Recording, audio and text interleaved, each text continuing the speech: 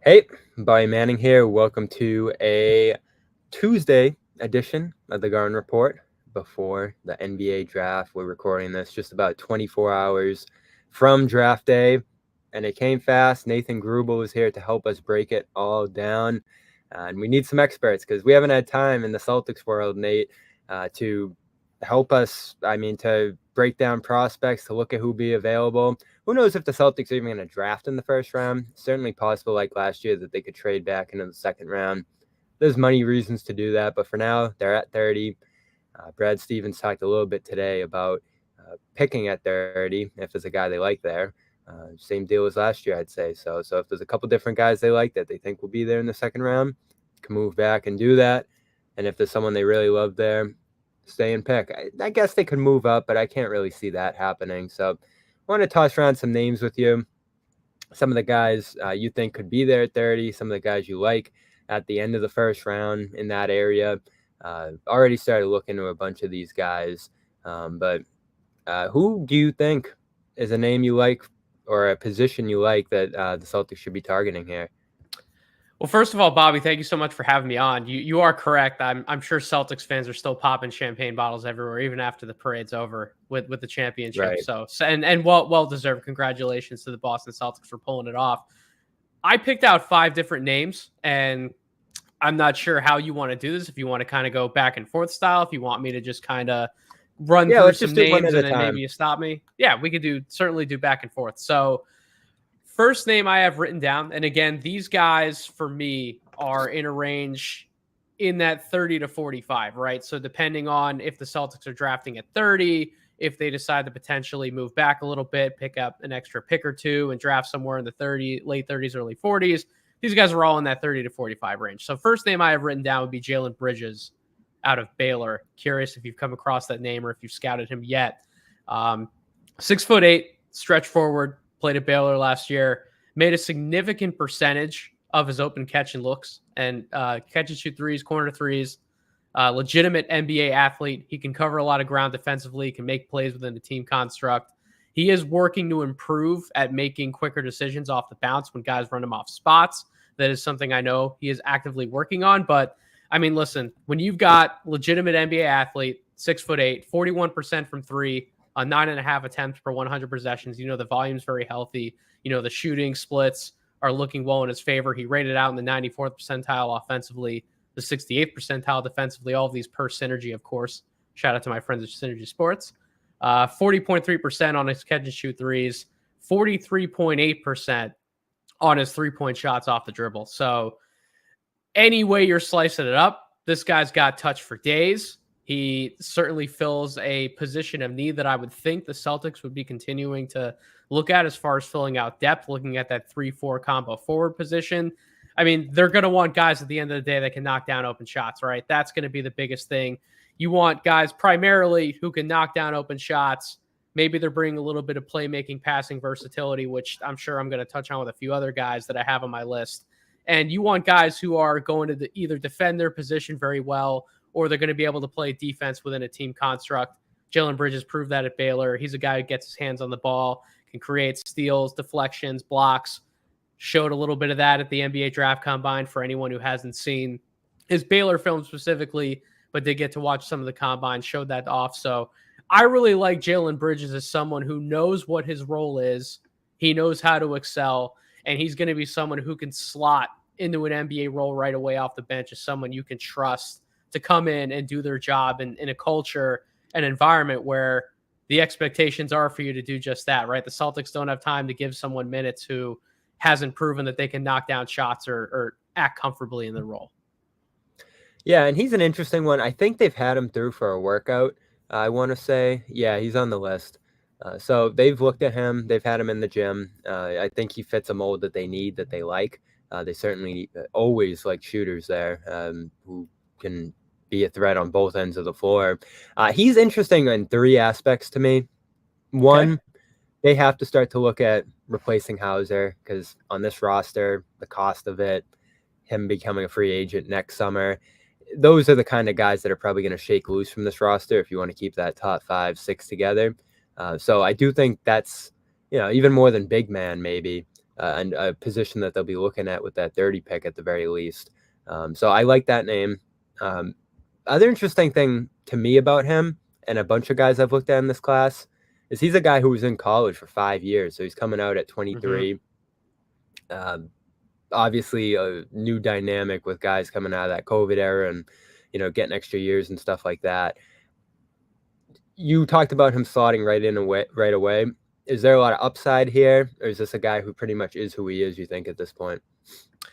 So that's been probably one of the biggest challenges with evaluating certain players in this class, is that I actually just did this with my big board and I published it on social media before we came on this podcast. But when you look at guys and you start breaking them down in tiers in terms of evaluating their upside, do you see them with all-star upside? Do you think they have starter upside? Are they more so in the fifth starter specialist, six-man kind of group? Are they bench guys?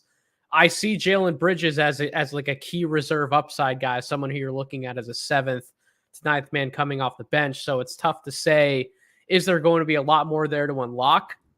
He hasn't shown up to this point that he's going to be able to shoulder more of a creation heavy burden in terms of operating in pick and roll sets and being someone who you're consistently kicking the ball to and looking to find other guys and make plays for others, and someone who's going to be knocking down a heavy amount of tough shots off the dribble, not just 1-2 dribble pull-ups if the defense closes out a little too hard on him in the corner. So I think those are the types of shots, the open catch and shoot threes, the 1-2 dribble pull-ups. If he has a straight line drive to the basket, he can get there. He can finish with strength, finish through contact. I think you're looking at him more in that role player archetype. I'm not sure there's a ton more to unlock with him, but look around the NBA and try and find all the guys who are 6'8 to 6'10 knocking down shots at the volume that he was before he came into the NBA. And that's just such a valuable archetype to someone like Boston, where you can, I actually love that you mentioned Sam Hauser right off the bat. They have like 4 or 5 guys who were reserves for them, who we don't know if the Celtics are going to be able to sign all of them, given a lot of the cap constraints. And you would certainly know more about that than I would coming into this podcast, but they have a lot of decisions to make. And if you can find someone on a deal like a Jalen Bridges, you can negotiate his contract, maybe even trade back. You get him in the second round. You're able to negotiate a team-friendly deal with him. That seems to me like such a valuable asset, regardless of if you think he has higher upside or not. Yeah, and it's just going to be what they're looking for. Do they want to take a swing on a guy who has upside, who's young at the spot, or do they want a guy that can fit in right away? That's going to be the interesting thing to watch for. Obviously, last year, they went with the upside young guy who's probably a year or two away in Jordan Walsh. So might make sense to go with a guy who's ready, and Bridges definitely fits that mold. I'm glad you brought him up because I haven't talked a ton about him yet. Who is number 2 on your list? So number 2 on my list would be Jonathan Mobo from San Francisco. And he's an interesting player because we talk about upperclassmen, someone who has experience coming in. He has experience playing at the college level, but I think he's still raw in a number of interesting areas when we talk about what he brings to the table as a 6'8", 225-pound forward, one of the best athletes that we have in this class, someone who crashes the glass incredibly hard, transition threat, grab and go type of guy. He has some passing chops that he showed off at San Francisco in a number of interesting ways, had a really high assist rate, 24.5 assist percentage is incredibly high for a player in his archetype. The playmaking aspect, the ability to find guys on the move, his ability to operate in a number of traditional 2-point roles when we talk about as a pick and roll guy, someone who's cutting to the basket, lob catching guy, transition finisher. He has easy ways that he can score, but he's also consistently improving his handle and being able to break guys down and actually get to the basket on assisted looks. That part, as well as I know the jump shot technically needs to improve, but he's started to make some real strides in that area, and all of the workouts you're seeing leading up to the draft, he's becoming a lot more comfortable, not just hitting open shots from the corner, but also really working on his pull-up craft and getting the shots on the move rather than just spotting up from the corner on the wing. So we talk about someone who is experienced. He knows his role.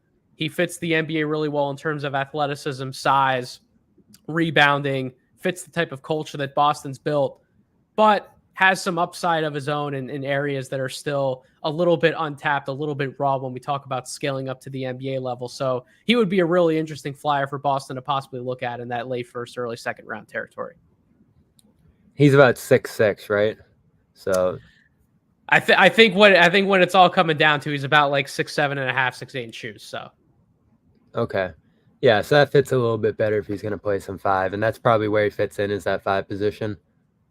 he can be a small ball 5. I do think he's going to be viewed as a 4 as well, right? As long as he's able to knock down some of those corner shots, how he's being used as a short roll playmaker. He can play alongside another big and hit them with a lob off of the short roll. So I do think there's ways to play him with another traditional big, or in Boston's case, I mean, Kristaps Porzingis, Al Horford, if you have another big who's stretching the floor for someone like Mobo to operate in a pick and roll scheme, and then you're able to kick it out, swing pass to another shooter like Kristaps or Al Horford on the wing, why can't you play someone like Mobo at the 4? So I think he can be used in multiple different ways. Yeah, would be interesting to see if he could develop a shot, especially if he wants to play 4. And, I don't think 6'6" excludes him from the 5. If he's able to guard multiple positions and, the passing, the ability to pass on the roll specifically, I think is something they really like. You see Kornet doing that. Kornet's a guy who could sneak away this summer, but, Kornet's doing it at 7 feet. So this is an interesting one. Maybe one of those guys that if they trade back, you take in the 40s there. Where do you have him slotted number-wise?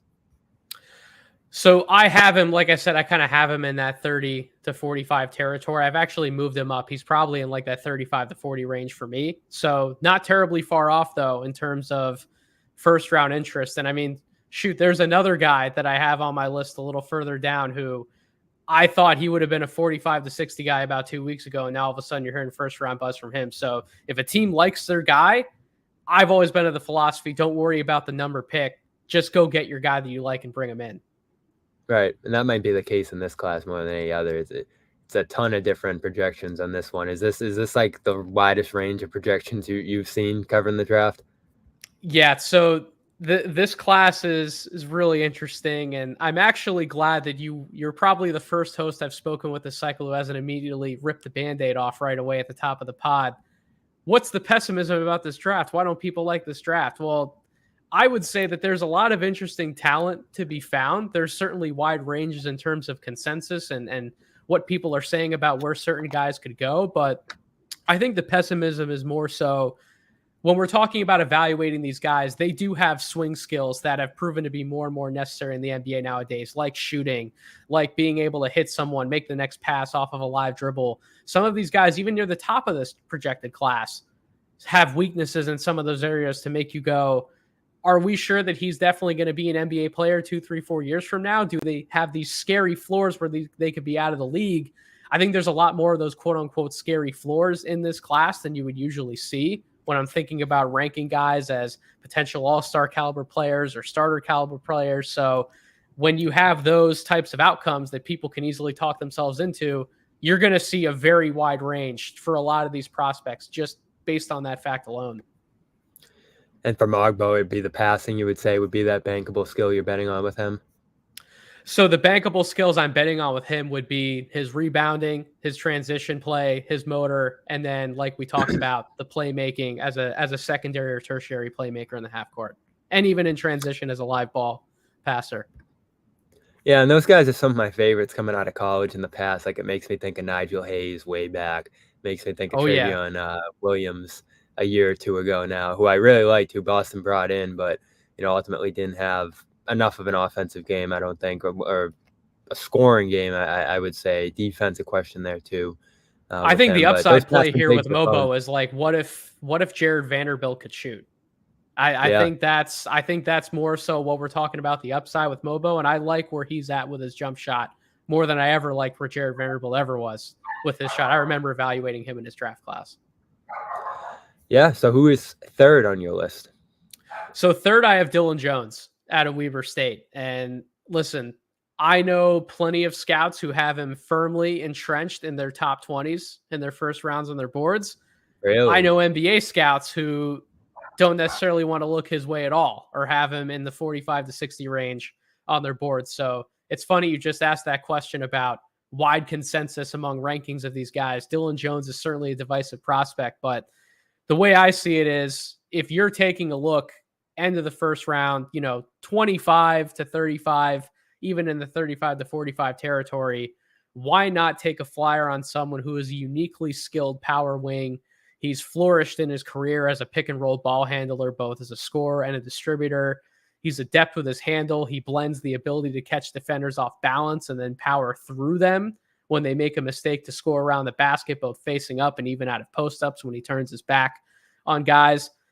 Is another one of these players, though, Bobby. Shooting is, again, the swing skill for Jones, at least as a catch and shoot threat. But the good news is that he did knock down 34% of his catch and shoot threes his last year at Weber State. So that is something that he's certainly continued to improve upon. And when you factor in how he's able to finish around the basket, someone who crashes the glass offensively, someone who can set guys up, make plays for others. He also posted a 31 defensive rebounding percentage, a 30 assist percentage, 3.2 steal rate, 55th percentile or above in all play types except for handoffs per synergy. So an incredibly versatile and uniquely skilled wing who he's not the burstiest of guys.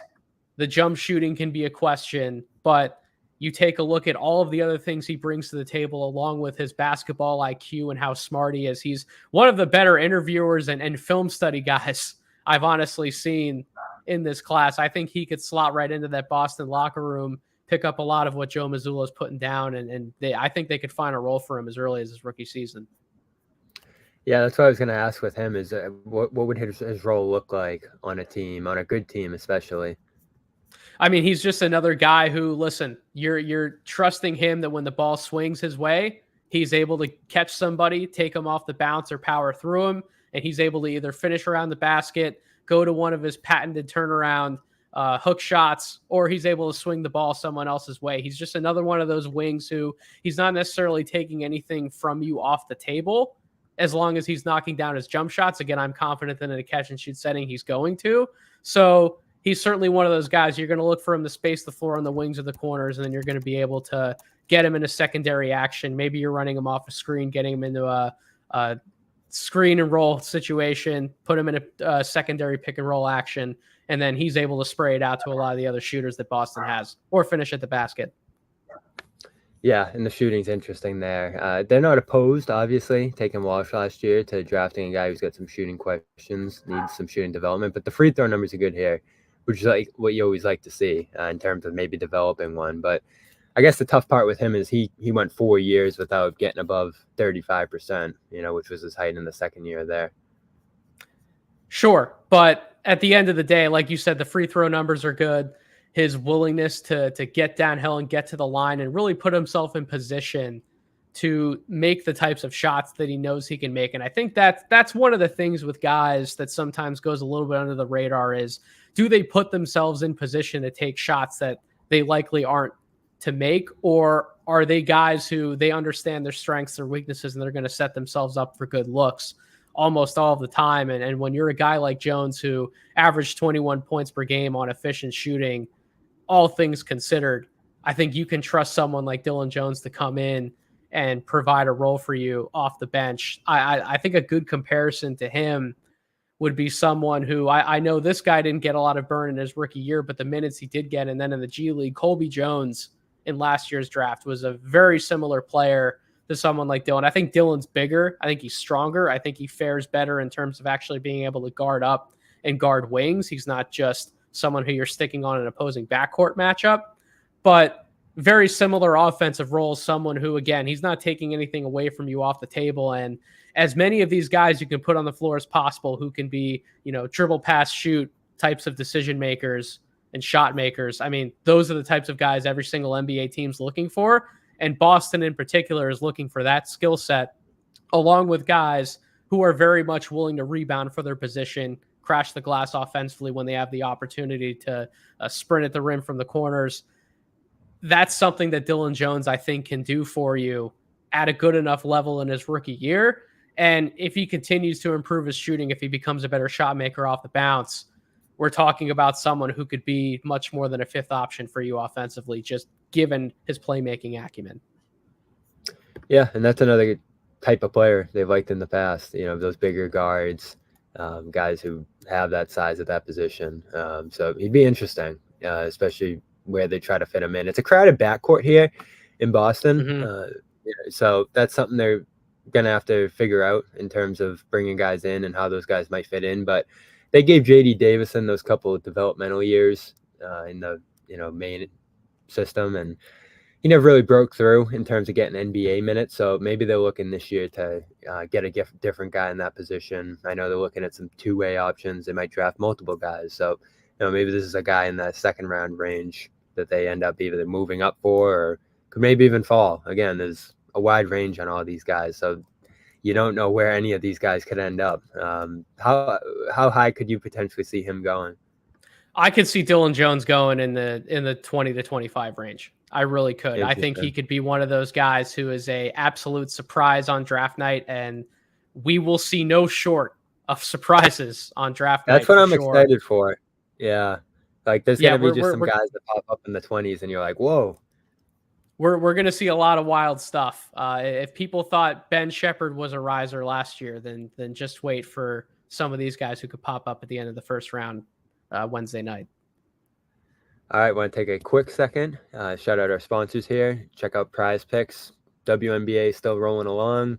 I got baseball this summer. The finals are over, but still plenty of great players to choose from on Prize Picks, our official daily fantasy sports partner here at the Garden Report and CLNS. You can go over there and get a 100% deposit match up to $100. Just pick 2 or more players, pick more or less on their stat projections, and you are off with your daily fantasy team. It's that easy. So use that code CLNS for a 100% deposit match up to $100. And Game Time, our ticket partner here, I'll certainly be using Game Time for concerts, events, baseball games. Great deals on baseball games over there. My favorite part of Game Time is you can see your seat, where you're going to be sitting. These different ballparks. Maybe you've never been there. You want to see where you're going to be sitting and get that view down. So go over there, use the code CLNS for $20 off your first purchase. Of course, terms apply. Download the Game Time app today, create an account, use that code CLNS to get $20 off your first purchase. Of course, terms apply. So let's move along, Nathan. Who is next on your list?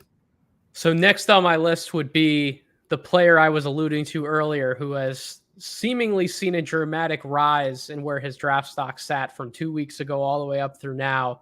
The more and more gyms he's gotten in, I've heard nothing but glowing reviews on his workouts. That would be Enrique Freeman, the Akron forward, who... And he has been in Boston's gym. Listen, December, January, my good friend and No Ceilings, Maxwell Baumbach, pointed him out as someone who could be a real sleeper in this class. And I agreed with him then. I thought he was going to be someone who would be able to show out at Portsmouth.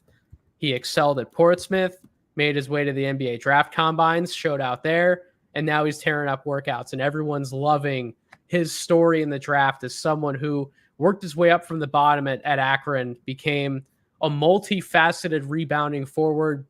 He's added to his face-up game each season offensively. He's continued to show progress as a spot-up shooter who's becoming respectable enough to pull out defenders so he can get downhill and attack. That's really been the biggest thing he's been showing in the workouts. He's been shooting the cover off of the ball. That's really enticing a lot of teams to look at him potentially in the late first round as someone who I think originally he would be thought of as a small ball 5, another forward similar to like a Jonathan Mobo, for example, who we just talked about. But there's more and more optimism that as he's rounding out his face-up game and improving as a shooter, he could be a bigger wing, someone who can take guys off the bounce as he's improving as a decision maker. He's already a good finisher around the basket. He can turn somebody around, post them up, finish over either shoulder. I really like the upside here with someone like Freeman. And it's not, again, he's an older player coming in. He would be an older player drafted for sure. But you talk about these guys who haven't been in these blue chip environments where you kind of get a feel for someone by the age of 20, 21, what is their NBA career potentially going to look like if they keep putting in the work? I'm not sure we have a ceiling in place yet for someone like Freeman or some of these older players who have transferred up from the JUCO ranks and then they've gotten themselves in a college situation. Like Dalton Connect is a very good story of that in the lottery. I'm not sure we have firm ceilings on some of these guys. And so if I'm looking at someone like Freeman, who is a relentless worker, motors off the charts, plays much bigger than his size, good luck keeping that man off the glass. awesome interior finisher, 6% block rate, 57% free throw rate. So he's getting inside, he's crashing the glass, finding ways to get to the line, get good shots, relentless rebounder. Very similar in terms of his offensive percentile rankings to Mobo, someone who rates out well across the board, any of those traditional categories you would expect to see from 2-point range. And then this last season, he hit 40% on all of his jumpers and 34% on catch and shoot threes, 39% on unguarded catch and shoot threes. So these are all numbers. These are all metrics that a Boston Celtics fan would want to see in terms of if we're going the combo forward route, who would be some names that we're looking for? And I think those are a lot of reasons why Freeman's popping up boards and rising up mocks very rapidly to the point where I feel pretty good about him. Even I feel good about him going in the first round. Even if he doesn't at this point, I think he's definitely gone by 35. Interesting. Yeah. Again, it's crazy how many different opinions you hear on where these different guys can go. So you look at him as more of a 30 guy than a 54, huh? And when it comes to he Boston. was, and listen, he was in the 45 to 65, 45 to 60 range for me not that long ago, man. I'm telling you, he has really worked his tail off. He's been impressive. And a big part of this evaluation process is not just the scouting and what your eyes tell you on tape and what you're seeing in the numbers, but it's also the intel and what you're able to hear behind the scenes when you talk to NBA scouts and executives and agents and every single person involved in this wonderful disaster that we call the NBA draft. That intel becomes a part of your rankings and it becomes a part of how you're starting to view players through certain lenses. And the more and more I talk to people about Freeman, the more good I'm hearing. So there's no reason for me to have him in that range when I was already optimistic about his game. I'm hearing nothing but good things about him. Why am I keeping him in that 45 to 60 range? Why am I not moving him on my board and sort of setting the expectation for him to surprise some people when he hears his name called on draft night? So you talked about him being a center at that college level. There's potential for him as a wing. What do you think that role will ultimately be for him? I think ultimately he's settling in as like a 4-5. So someone who can play like a small ball 5 role, but ultimately I think he is a power forward at the NBA level. The good news is again, the progress he's making with his jump shot, he's going to be able to spread the floor. So he is going to have that stretch forward capability, someone who's not hampering your offensive efforts from that spot. And again, as he improves as a live dribble decision maker, someone who you can trust in a number of different areas, screen and roll guy, someone who can certainly get the right mismatch off the dribble in like a short roll scenario. So sets hard screens, crashes the glass, gets out, runs the floor, and shoots it. That's the type of player that, you would want to be able to bring off your bench as a 4-man in the NBA. Yeah, you do see the improvement each year too. When you look at the shooting he added, free throw going up to 73 last year. And, trying 54 threes last year and hitting 37% of them.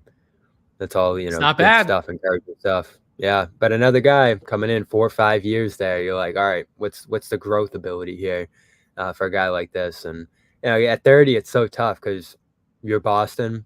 You want a guy that can maybe slide in right away, but you're willing to wait on a guy who could take some development and, take some time up in Maine. And they've done that with a number of guys at this point. I like their ability to work with big men now. So that gives me a lot of confidence in them picking a guy who maybe can fit any different mold at that spot. Like they've been able to produce a variety of different big men within this system. And they've had a lot of different skill sets at that position over the years too. So I'm always excited to see them go with a big man. Robert Williams was a really exciting guy to watch develop over the years he was in Boston. So that's where I'm hoping they go at this spot. So whether it's Freeman, Mogbo, some of the other guys that are potentially at that spot, that to me would be the most exciting, the most interesting over the next couple of years to see how those guys would fit in Boston's system. But you have one more name on the list. Who is it? I got one more name. That would be Kevin McCullough out of Kansas, who, listen, his injury concerns aside, because I don't have any concrete information on any potential medical red flags. I know I've been dropping a little bit of information on this pod, but I am not a reporter, nor do I expect to know everything that's going on behind the scenes. But if we're just evaluating his game up until he had some of those injuries in January, February, he was having one of the best two-way wing seasons in college basketball and was on his way to potentially being a player of the year for a Kansas team that was firing on all cylinders, certainly at that time. He's improved his spot up shooting year over year. He's showed a knack for hitting big, tough shots late in games and in clutch situations. So if you're kicking him the ball late in the shot clock, he was actually hitting a good number of those shots for Kansas and was proving himself to be that type of clutch shot maker. And I think the interesting dimension about someone like McCullough, I know you're looking at him for a lot of the defensive upside, which can certainly be part of the conversation we have here, but past the spot up shooting improvements, he actually shouldered a bit of the playmaking burden for Kansas when someone like a DeJuan Harris wasn't on the floor, right? He ended up being the guy who handled the ball, made a lot of decisions for them, had a 22.9 assist percentage, rated out in the 72nd percentile offensively, 84th percentile defensively, averaged 18, 6, and 4 on 45% shooting, 33% from 3, 80.5 from the free throw line. So again, from where he started at Texas Tech, which was virtually non-existent as a shooter, to where he ended his career at Kansas coming into the NBA, his live dribble decision-making, his ability to defend multiple positions, crash the glass, get his mitts on the ball, make plays, create steal opportunities, deflections to get his team going in transition, high motor player, high character communicator. If Kevin McCullough is there in the second round, someone's going to take a chance on him, in my opinion, within the top 45. He could go as early as 20 to 25. He could end up in the 40 to 45 range. I highly doubt he falls further than 45. But if you're Boston, you believe a lot of the intel is good at pick 30. You trust his character, how hard he's going to come in and work, and you trust the improvements that he's made each and every year in college. Why wouldn't you try and take someone like that at pick 30? Because, again, we talk about these dribble, pass, shoot, defend players who crash the glass, who have a high motor. They're willing to do the little things. They're coming in, putting in the work every single day. McCullough fits that to a T. I think he would fit in with that Boston culture incredibly well if they want to go for that, 2-3 kind of swing wing type of position. Yeah, and they obviously had a guy who helped them a lot at that position this year in different spots in O'Shea Brissett. So maybe that's a position they try to fill on the back line there and have a guy who crashed the glass, can hit some shots, but is more, overall an energy guy at that wing spot with good size. So that's a position they liked having last year. Again, a little bit of a luxury. O'Shea just opted out. So you have to fill that with young guys. You have to fill that with veterans. Those are all interesting spots on their bench into the future as some of these other guys maybe go and get bigger contracts or different opportunities to play more. That's the other thing, too, with Boston here is these guys coming in, the difficulty, the challenge for them is going to be finding a way to succeed without a ton of minutes. Obviously, Peyton Pritchard had his challenges in this situation through that. Aaron Nesmith, especially, who went on to have greater success in Indiana, didn't get a ton of run here. Romeo Langford, some of those guys. The biggest challenge in Boston overall for a lot of the draft prospects, even some of the guys who have been in Maine the last handful of years here, is that limited playing time. And some guys can handle that well. Some guys can't. And that's probably got to be the toughest thing to project for some of the guys who are going to some of the better teams, is that you're just not going to get as many shots. You're just not going to get as many minutes and opportunities. Your role might even change. So that's going to be a big part of the consideration for them too, is a guy who can adapt to a new role, a smaller role, or just kind of persevere through that development track. No, I agree 100%. I mean, you look at the Celtics; they're locked into a 7-man rotation at this point. We know who the 5 starters are. We know Al Horford's the super 6 man, and with Peyton Pritchard being on that extension, we know those are the 7th guys. Playoff rotations, as we can see year to year, they're about 8 players max, and usually you are sticking to about 6 or 7 guys as you get deeper into the playoffs. So it's not necessarily about utilizing this pick or picks to find guys who are going to play for you immediately next year in the playoffs. But if you can find opportunities to get guys minutes during the regular season and you're able to get them to buy into the culture and what the Celtics are continuing to put together long-term, as some of these guys move on to other opportunities or they have to make some tough decisions, just given the roster and the salary constraints, you're hoping to have some of these young guys waiting in the wings like a Jordan Walsh, who you mentioned towards the top. Maybe you use one of these other picks and you have someone like one of the names we have on this list, or whichever direction they go in the draft this year, making selections. You're hoping to have some of those young guys for the future to be able to slot into those roles. Again, They're not going to be your star players. They might not even be your third option on offense, but you need other guys to fill out those fourth and fifth spots and even be key reserves off the bench. And that's what you're really looking to use these picks for. It's more so about next year's regular season. And then, 2, 3, 4 years down the road from now, who are the guys who you can count on to play key reserve minutes? I think a lot of the names that I ran through on this list of mine I have here, I think a lot of them can certainly are more than capable of buying in, filling a role on a contender, and fitting into the culture and the playing style of what Boston's built both these last few years and then as we head into the future. So I'll throw a few more names at you rapid fire here, guys who have been in the building for Boston. Just see where you're at. Them higher than consensus, lower than consensus. Do you like this guy? Are you not as high on him? So a couple of the other names you see here on this list, and a lot of the guys you mentioned have been through Boston, which is good, which is fitting. But some of the other ones you see there, Ryan Dunn, obviously another divisive guy people have a lot of opinions on. Are you higher on him or lower on him than you feel the consensus? Ironically, he's number 30 on my board. So how about them apples, right? He's literally slotted right there. Listen, it's everything with him is going to come down to what type of offensive role is he going to be able to play for you? Because we know everything about the defense. There's nothing new I can say on this podcast that everyone hasn't heard before. I think the interesting with him is that everyone's looking for him to develop this incredible jump shot, which he may or may not develop. But I would invite people, although they're not similar athletes, Dunn certainly isn't a slouch athletically.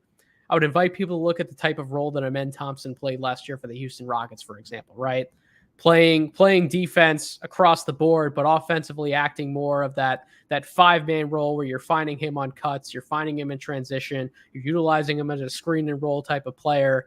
I think if you're able to find ways to use Ryan Dunn in that type of role offensively, and it's not killing the rest of the spacing around you, I think everything you're going to get from him defensively could be a plus. And, if the creativity is there, if the vision's there to get him comfortable in that style of role while you're working on the jump shot behind the scenes, I think there's absolutely room for Ryan Dunn to be an NBA contributor within his first or second year. Wouldn't shock me to see him go in the late teens. Wouldn't shock me to see him go in the early second round. He has a very wide range. Baylor Shireman, are you higher or lower on him than the consensus? I'm probably technically a little lower because I have him slotted in that early second round territory on my board. But he's another guy who I have supreme confidence based on what I've heard. He's going to go in the first round. So technically lower. I think he could absolutely play a role for Boston as a big-time shot maker. I think the thing we want to look for in prospects when we're evaluating them for the draft is who have these elite may not always be the best word, but who has these bankable, translatable skills that we know he can come into the NBA and do this from day one. We sometimes throw around the word shooting a little too loosely, but with Baylor, that is a solidified strength for him. He's not just pulling up from, 1 foot behind the NBA line or 1 foot behind the college line. He was pulling up incredibly deep from range last year at Creighton and knocking down those shots with consistency and with ease. So someone who, again, plays bigger than he is, averaged 9 rebounds a game in college, was someone who plays with toughness, plays with tenacity, plays with character. You can bank on the shooting. He may hurt you a little bit defensively, but Boston has so many guys who can defend their positions and help each other out and switch in different schemes. I don't think Baylor, giving him 10, 12, 14 minutes a night, whatever it could possibly be in his rookie year, I don't think he would incredibly tank them on that end, and getting his type of shooting in different scenarios off the catch, off the dribble would be a plus. Pacome Dadier, an exciting name right now, an exciting watch too. He's a guy I've gotten to watch a little bit this week, seeing that Boston's worked him out, and ESPN has him slotted to Boston at 30. Are you higher or lower on him? I'm technically higher on him than consensus. I wouldn't say by a ton, but he is a player who I've had mocked inside the top 20 on some of my more recent mocks. I think he's going to be one of those surprise picks that jumps up. Maybe someone like OKC shocks the world at 12 and looks his way. Maybe Toronto at 19. I think he's going to go earlier than pick 30. And the reason why I say that is that he has a lot of your prototypical wing build and skills that you can look for. But the thing that he excels at more than some of these other wing prospects you're looking at in the mid to late first round is he showed a real mid-range game overseas. And I don't think that can be understated. I'll reference my friend Maxwell again here, but he likes to say the mid-range is for stars. And I tend to agree with him, right? A lot of role players nowadays, you're expecting them to spot up from three. Jaylen Brown, there you go. Jaylen Brown, Jason Tatum, these guys who can create their own shots and are comfortable, not just the ability to hit them, but their comfort level in actually taking those shots before we're even thinking about making them. I think Dadier certainly has that capability in his bag, and it can be a separator skill for him as he continues to grow in his NBA career. And it's a big swing skill between just being a starter or a key reserve versus there might actually be some like second, third option potential upside here. All right, let me loop these last couple here together. You can pick your favorite. We got Justin Edwards. We got Harrison Ingram. We have Antonio Reeves. We have Trenton Flowers. Harrison Ingram, easy. I have him in, I think, around 35, 36 on my personal board. Very, very underrated college season at North Carolina. And by the way, before this season, I was one of his biggest detractors because I just didn't think he had the ability to score the ball in any way, shape, or form, right? He would struggle on some tough bunnies around the basket. He didn't show a lot of proficiency in creating in the mid-range, wasn't a reliable three-point shooter, but he shored up all of those concerns this past season in North Carolina. I'm buying the long-term improvement. And then when you factor in how strong he is as a screen setter, as a combo forward, someone who you can have operating. The Celtics love that. They're big on screening. Absolutely. Dribble handoff scenarios, someone who can either roll to the basket or pop back out, someone who you can run some really fun inverted type pick and roll stuff with him as a ball handler, finding guys off the dribble. I think Harrison Ingram has a lot of versatility. He's not an elite athlete in terms of the burst and breaking guys down, but he is incredibly strong. Another one of these guys who rebounds very well for his position. I buy a lot of what he brings to the table. It would not shock me if he goes in the first round. I think ultimately he goes in like that early to mid second round, but I think he's one of these guys who has a chance if we're looking at guys drafted later who could sneak up and get one of those all rookie second team selections if they're in the right spot, they get the right minutes, the right role. I think Harrison Ingram could be one of those guys, and I've been much higher on him than I thought I would be throughout this particular pre-draft process. All right, 3 more quick ones, rapid fire ones. Bigger picture in this draft. Who's your favorite prospect overall in this draft? So he's not my number one overall prospect. My number one prospect is Alex Sarr. My favorite prospect is Stephon Castle, and he's been for a while. I was very high on Castle coming into the season. I kind of stuck with him as the year progressed, and he had some ups and downs, particularly related to his shooting, his unwillingness to take some jump shots, but he definitely started to turn a corner as we got later into the year. The free throw numbers ticked up. His willingness to take some of those pull-up threes, some of those catch-and-shoot looks ticked up. And when you factor in how strong he is around the basket, his strength in general in terms of rebounding, his on-ball defense and how he just keeps guys in front of them and refuses to let anyone score over him, his willingness to screen for others and how he could be utilized as a guard screener, I think is a very underrated skill in today's NBA game. He brings so much to the table that I can't let myself get down on the shooting, because if I just look across the landscape of these top prospects and I start to put some of these skills and traits on a list and I run down that checklist, I'm checking way more boxes for Castle than I would some of these other prospects. And that's why I'm not going to let those shooting concerns get me down. I'm going to hold him in high regard, which is why I have him number 2 on my personal big board. You mentioned your number 1, Sarr. How good can he be? I think if he hits his ceiling, you're looking at someone in between Anthony Davis and Evan Mobley. I know that's an incredibly high bar, but you take a look at what he brings to the table as a face-up scorer, as a jump shooter, someone who you're seeing him in workouts. He's very much so working on putting the ball on the floor. I think he actually showed a lot of that stuff off in the exhibition games against G League Ignite before the season, showed those flashes overseas in the NBL. And then defensively, he could be one of the more versatile defensive players we have in this entire draft class. So I know he's not good at some of the more traditional things for a big man, like, post up scoring. He didn't post incredibly high rebounding rates in the NBL, but that was also a tough league, a tough situation for a lot of those next stars guys. I'm not going to hold a lot of that production against him. I'm going to look at the raw tools. I'm going to look at the player I saw in person at Overtime Elite and evaluate how he's actually improved since I saw him. And he's improved leaps and bounds. And I really do like his upside, his ceiling. I think if you're going to take a guy number one, first of all, if you're drafting a number one, you're looking for the best potential star bet, regardless. You're looking for best player available. I think that ceiling belongs to Alex Sarr, and that's why if I were in the Hawks position, I know there's been a lot of buzz about Donovan Clingan, I would take Sarr number one. We'll see what happens on draft night. Yeah, and that brings me to the last one. Most underrated / biggest steal you feel like will emerge from this draft? Oh, man. Biggest steal. It's a great question.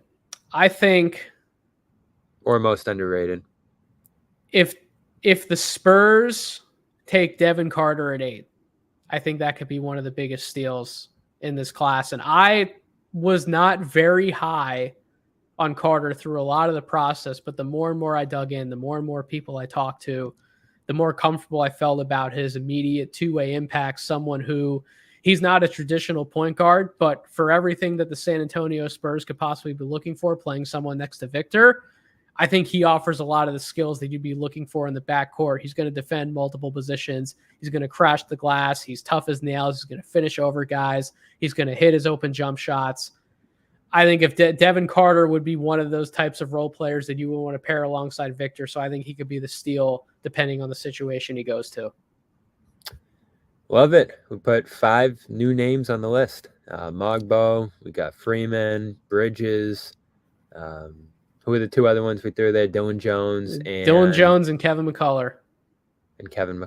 So 5 new names to our list. Appreciate Nathan stopping by here. Where can the people check out your work, Nathan? Over on Twitter at Draft Deeper. Check them out there. Anything else you want to shout out? Absolutely no. Draft Deeper would be the best spot to find me on Twitter. I'm publishing content leading up to the draft. I will have some things coming out naturally after the draft, but I do have a big project in the works. It's called Youth Movement NBA. Really excited about what that's going to look like in the coming months. We'll hope to launch that in September of this year. Don't quite know the final shape that that's going to take, but trust me when I say a lot of NBA fans, if you're a fan of the NBA and the young guys, if you're a fan of the NBA draft, if you're a fan of what's going on in the G League, you're going to want to check out what I'm working on next. So definitely stay tuned to my Twitter for all that information. Yeah, love it. Love a lot of these voices. Love that draft community. Appreciate you guys being here every June for us. So great to meet you. Great to talk to you here today. And we'll be looking forward to your coverage tomorrow. Thank you so much. Take care.